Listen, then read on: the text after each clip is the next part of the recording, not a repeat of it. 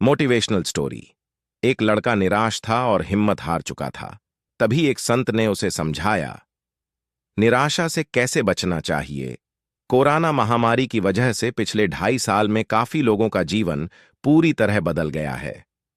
बहुत से लोगों के अपने घर परिवार के लोग कोरोना की वजह से इस दुनिया में नहीं हैं। कुछ लोगों की नौकरी नहीं रही, किसी का व्यापार खत्म हो गया।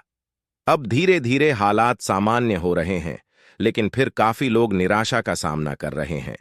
निराशा से कैसे बच सकते हैं, इस संबंध में एक लोक कथा प्रचलित है। कथा में एक लड़का हिम्मत हार गया था और अपने जीवन से ही निराश हो गया था। वह आत्महत्या करना चाहता था, लेकिन तभी उसे एक संत मिले और संत ने उस लड़के की सोच बदल दी। जानिए ये कहानी। एक लड़का घर परिवार और धन संबंधी समस्याओं से लड़ते लड़ते थक गया था।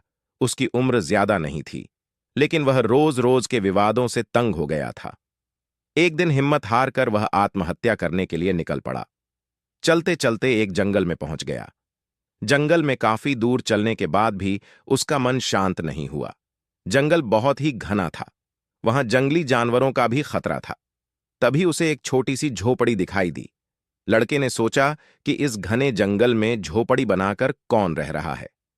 अपनी जिज्ञासा शांत करने के लिए वह लड़का झोपड़ी की ओर बढ़ने लगा।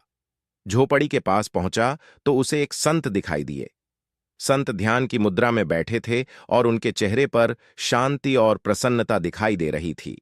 लड़का संत के पास ही बैठ गया। संत ने लड़के को देखा तो उसका परिचय पूछा। लड़के ने कहा कि वह अपने जीवन में परेशान हो गया है और मरना चाहता है। इसीलिए इस जंगल में आया हूं, ताकि किसी तरह से मैं अपना जीवन खत्म कर सकूं। संत ने लड़के की बातें सुनी और समझ गए कि कम उम्र में मिले तनाव के कारण ये बहुत ज्यादा निराश हो गया है। उन्होंने लड़के से कहा कि तुम्हें निराशा से बचना चाहिए। समस्याएं तो आती जाती रहेंगी, समय एक सा नहीं रहता है। संत ने लड़के को समझाने के लिए एक कथा सुनानी शुरू की। संत बोले, एक छोटे बच्चे ने एक दिन अपने घर में बांस का और एक कैक्टस का पौधा अपने घर के आंगन में लगाया। उसका बागवानी का नया नया शौक था। बच्चा रोज दोनों पौधों की एक समान देखभाल करने लगा। रोज सुबह शाम पानी देता, धूप छांव में पौधों का ध्यान रखता।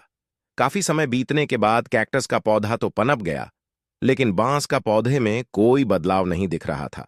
बच्चा सोचता था कि कैक्टस को पनप रहा है, लेकिन ये बांस के पौधे को क्या हो गया है।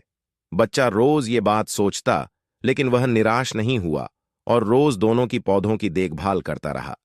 थोड़ा और समय निकल गया, लेकिन कैक्टस की तुलना में बांस का पौधे में संतोषजनक प्रगति नहीं दिख रही थी।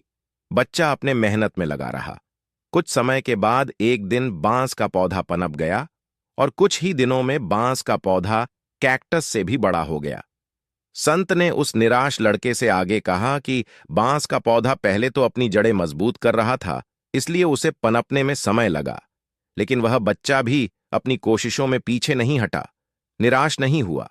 हमें भी अपने जीवन में 2 बातें ध्यान रखनी चाहिए। पहली बात तो यह है कि हालात कैसे भी हों, सकारात्मकता और धैर्य न छोड़ें। दूसरी बात यह है कि पहले हमें अपनी जड़ें मजबूत करनी चाहिए। अगर हमारा आधार मजबूत होगा तो हमारा काम तेजी से आगे बढ़ेगा। सकारात्मकता और धैर्य रखेंगे तो जीवन में जल्दी ही संतोषजनक बदलाव दिखाई दे सकते हैं।